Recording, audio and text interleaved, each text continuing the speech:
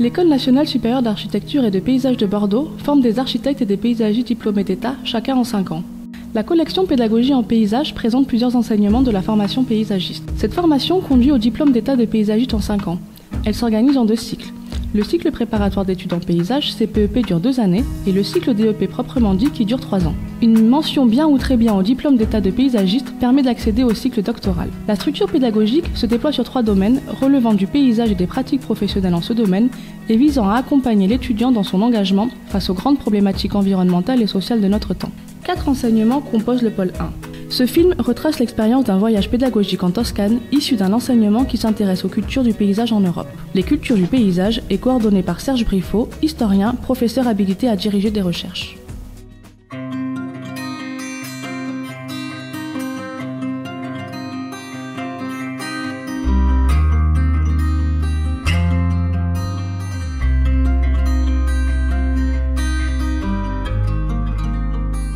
Ça, caractériser la taille des entrées, ça serait super intéressant par exemple.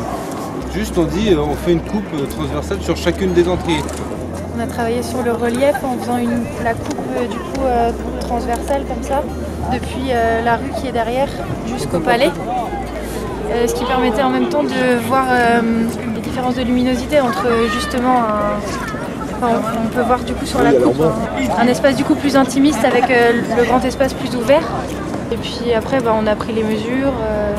Avec la pente aussi, elle est beaucoup plus pentue sur les premiers 14 mètres, là où il y a la fontaine.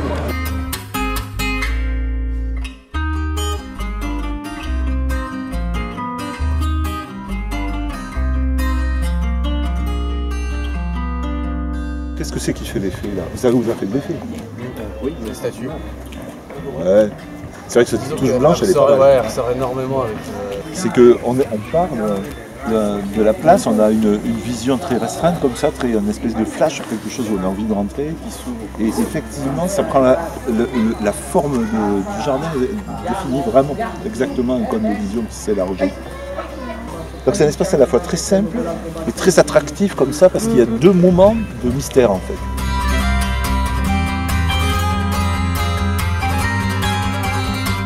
Le paysage ou les lieux de vie qui sont donnés aux gens, que ce soit un jardin ou quelque chose, devient pratiquement un outil pour ou les manipuler ou au contraire leur donner une certaine liberté. Ça devient beaucoup plus qu'un lieu qu'on regarde.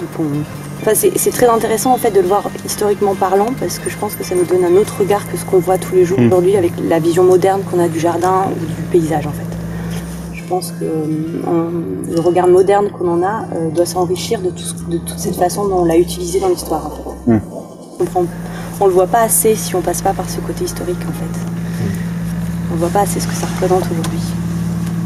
Il y a quelques points qui m'ont paru essentiels pendant ce voyage. C'est d'une part la vision exhaustive qu'on nous a proposée à travers toutes ces grandes villes qu'on a traversées, comme Sienne ou Florence. Ces espèces de folies architecturales, ces monuments qui étaient d'une complexité sans nom, les villas, les jardins qu'on a pu traverser, les fattorie, les podere, et la manière dont tout ça s'imbrique très naturellement. Et c'est peut-être ce qui fait la force de ces paysages. Alors, très étroitement lié à ça, il y a une espèce de mise en perspective qui a été faite avec un ensemble de phénomènes spatiaux. Alors là, je pensais plus à ce qui se passait à l'intérieur des villes, par exemple, qu'on a traversé. Un ensemble de phénomènes spatiaux qui sont liés aux politiques et à l'économie d'une société, alors qu'on voit encore un petit peu, mais qui a un petit peu disparu. Je pense essentiellement là à Sienne, avec ces tours qui ont disparu, et les tours qui témoignaient en fait d'une forme de catégorisation sociale, l'accès qu'on a donné à l'eau publique très rapidement, les places publiques, je veux dire, voilà, tout rappelle un petit peu ces enchevêtrements sociaux qui ont été créés à une époque et qui en fait ont une résonance dans le paysage de la Toscane.